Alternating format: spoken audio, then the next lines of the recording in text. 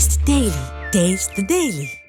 கள்ளக்குறிச்சி மாவட்டம் சங்கராபுரம் அருகே திமுக நகர இளைஞரணி துணை அமைப்பாளரை அரிவாளால் வெட்டிய இளைஞர்களை உடனடியாக கைது செய்ய கோரி உறவினர்கள் சாலை மறியல் போராட்டத்தில் ஈடுபட்டதால் போக்குவரத்து பாதிக்கப்பட்டது. இது தொடர்பான விவரங்களோடு இணைக்கிறார் எமது செய்தியாளர் இளையராஜா. வணக்கம், என்ன நடந்தது விவரம்? வணக்கம்.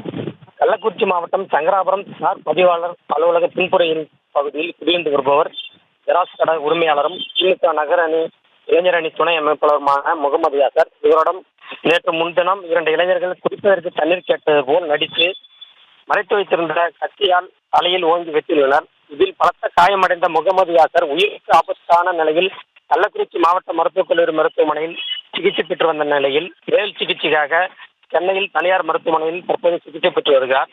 இந்த நிலையில் முகமது யாசரை வெட்டிய சிசிடிவி காட்சியை கொண்டு சங்கராபுரம் காவல்துறையினர் தற்போது விசாரணை மேற்கொண்டு வருகின்றனர். இதில் உண்மை குற்றவாளியை கைது செய்ய கோரி உறவினர்கள் தற்போது கள்ளக்குறிச்சி, திருவண்ணாமலை, சங்கராபுரம் மும்மூணு சந்திப்பில் சாலை மறியல் போராட்டத்தில் ஈடுபட்டனர். இது குறித்து தகவல் அறிந்த சம்பவ இடத்திற்கு வந்த சங்கராபுரம் காவல்துறை பேச்சுவார்த்தை நடத்தி குற்றவாளிகளை கைது செய்வதாக உறுதியளித்ததை அடுத்து உறவினர்கள் அங்கிருந்து கலந்து சென்றனர். இதனால் திருவண்ணாமலை சாலை, கள்ளக்குறிச்சி சாலையில் சுமார் அரை மணி நேரத்துக்கு போக்குவரத்து பாதிக்கப்பட்டது. விவரங்களுக்கு நன்றி இளையராஜா.